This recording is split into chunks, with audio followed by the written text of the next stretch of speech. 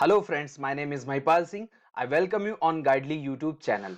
आज का जो एक सवाल है वो है टाइम एंड वर्क से। तो टाइम एंड वर्क का एक सवाल है और आपको सबको पता होगा कि टाइम एंड वर्क ना बड़ा ही इजी सा कॉन्सेप्ट होता है और बड़े आसानी से आप सब लोग क्वेश्चन कर लेते हैं। तो मैं आपको आज एक चैलेंज देने आया हूं कि आप इस क्वेश्चन को कर सकते हैं कि या नहीं कर सकते। अगर आप कर सकते हैं तो चैलेंज को एक्सेप्ट करिए और पहले क्वेश्चन को अटेम्प्ट करिए।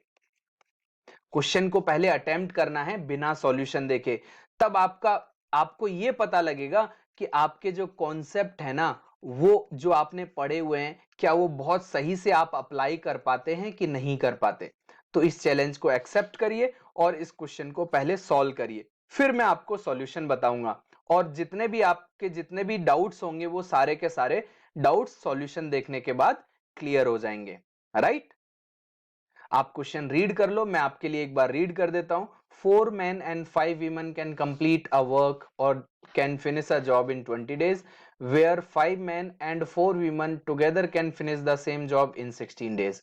In how many days 4 men and 3 women can complete the same work? अब आपको रीड करते ही क्वेश्चन को लगा होगा कि बड़ा ही आसान क्वेश्चन है, जल्दी से सॉल्व किया जा सकता है। राइट, तो एक बार सॉल्व करके भी देखते हैं। तो जैसे ही आपके पास ऐसा कोई क्वेश्चन आता है, आप सीधे ये लिखना स्टार्ट कर देते हैं कि 4 men प्लस 5 women ने जो वर्क किया है वो 16 डेज में किया है। तो टोटल वर्क कितना हो गया? तो man into number of days करते हैं ना, तो मैन प्लस वीमन दोनों मिला के आपने 20 डेज में किया। और ये किसके बराबर होना चाहिए? किसके बराबर होना चाहिए? वो 5 मैन है प्लस 4 वीमन है और इन लोगों ने जो किया है वो 16 डेज में किया है। तो ये दोनों जो इक्वेशन होनी चाहिए वो आपकी क्या होनी चाहिए थी? बराबर आनी चाहिए थी। राइट, तो देखिए बराबर हमने कर दिया है, तो यहां से हमें एम और डब्ल्यू में हमेशा क्या मिलता था? एक रिलेशन मिल जाता था। राइट, तो एम और डब्ल्यू में तो ये आपका कितना हो गया? 80 m।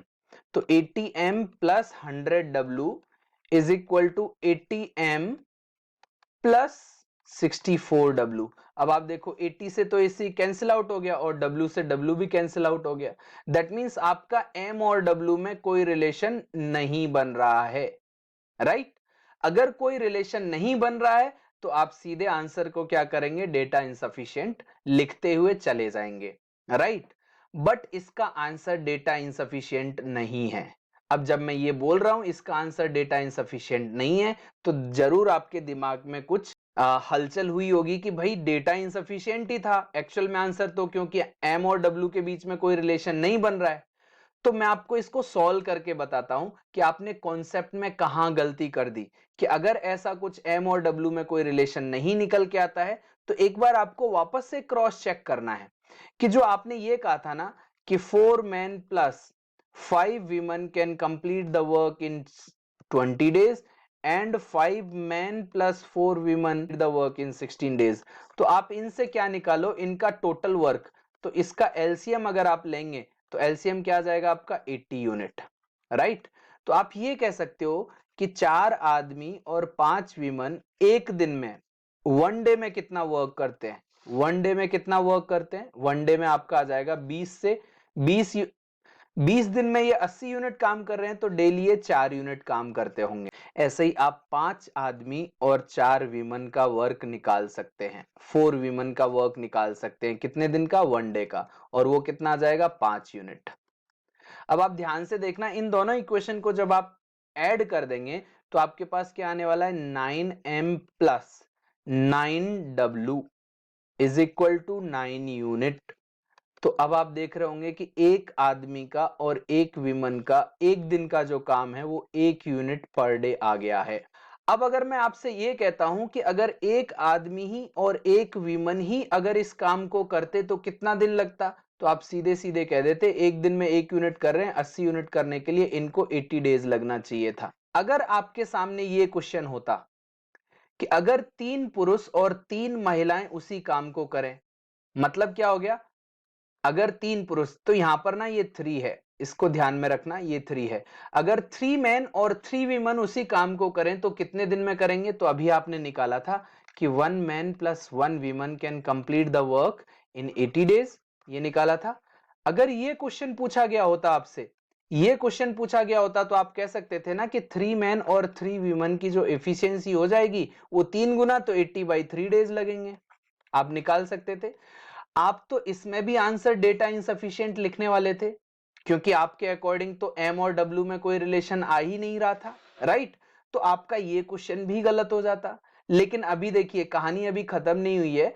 आपका यहां पर जो क्वेश्चन है वो ये क्वेश्चन है। क्वेश्चन क्या है, अब इतना पार्ट तो आपको समझ में आ गया है यहां तक। आगे वाला पार्ट आप देखिए, मैं आपको थोड़ा यहां पर स्पेस ज्यादा चाहिए, इसलिए मैंने केवल और केवल इंग्लिश वाला पार्ट रखा हुआ है। अभी आपसे क्या पूछ रहा है, 4 मैन प्लस 3 वीमन कितने दिनों में इस काम को करेंगे। तो ध्यान से देखो, आपने अभी अभी ये लिखा था 4 man plus 5 women can complete the work in 20 days. ये पहली लाइन थी सवाल की, ये देखिए, ये लाइन पहली लाइन थी सवाल की, राइट। और अभी अभी आपने ये भी कैलकुलेट किया था कि 1 man plus 1 women can complete the work in 80 days. अब आप देखिए, अगर मैं यहां से ये भी कैलकुलेट करता हूं कि 4 आदमी और 4 औरतें इस काम को कितने दिन में पूरा करेंगे, तो इनका एफिशिएंसी 4 गुना हो गया ना। क्योंकि इनका एफिशिएंसी कितना था, इन सब का एफिशिएंसी दोनों का मिला के 1 यूनिट पर डे था, तो इन सब का मिला के कितना हो जाएगा, 4 यूनिट पर डे हो जाएगा। अगर 4 गुना एफिशिएंसी हो गया है तो तो इनका टाइम कितना हो जाएगा, 1/4। तो 80/4 आपका कितना आएगा, 20 डेज।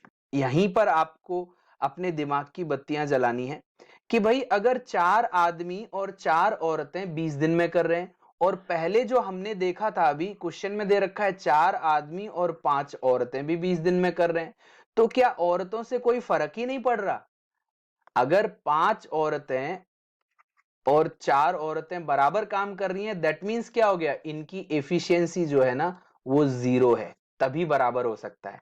तो अगर आपसे कोई ये भी पूछता है ना कि 4 मैन प्लस 3 वीमन कितने दिन में करेंगे, तो भी आंसर आपका 20 डेज ही आएगा। 20 डेज क्यों आएगा, क्योंकि आपने अभी निकाला है। अगर मैं 4 मैन प्लस 2 डब्ल्यू भी पूछूं तो भी 20 डेज ही आएगा, क्योंकि औरतें कितनी काम कर रही हैं उससे तो कोई फर्क ही नहीं पड़ता, क्योंकि यहां से आप देख रहे हो कि 5 औरतें और 4 औरतों का जो एफिशिएंसी है वो बराबर है। तो बराबर तभी हो सकता है जब W की जगह 0 पुट किया जाए, दैट मींस इनकी एफिशिएंसी क्या है, 0 है। हाँ, फर्क आंसर डिफरेंट कब आता, जब आपसे ये कहा जाता कि यहां पर 6 आदमी और 3 औरतें काम करें, तो 6 आदमी, तो यहां पर जो ये 1 यूनिट और ये 4 यूनिट आ रहा है ना, ये 1 यूनिट का काम जो आ रहा है वो डायरेक्टली क्या आ रहा है, केवल और केवल आदमी कर रहा है, और ये केवल और केवल आदमी कर रहा है। अगर 6 मैन का पूछता और 3 वीमन का पूछता तो आपका आंसर क्या होता, सीधे सीधे 80/6 होता, क्योंकि ये आदमी ही काम कर रहा है। एक आदमी 1 यूनिट करता है, 4 आदमी 4 यूनिट करेंगे, 6 आदमी 6 यूनिट, तो 80/6 आ जाता।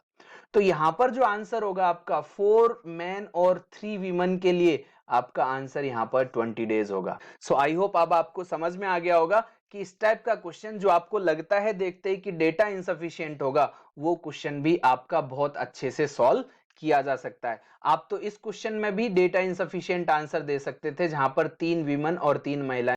तो अब आप देख लो आपके दिमाग की बत्ती जली कि नहीं जली। आप जहां पर डेटा इनसफिशिएंट लिखने वाले थे, वहां पर एक्चुअल में आपका आंसर निकल रहा है। तो आपके कॉन्सेप्ट कहां तक सही हैं वो आप एनालाइज करो।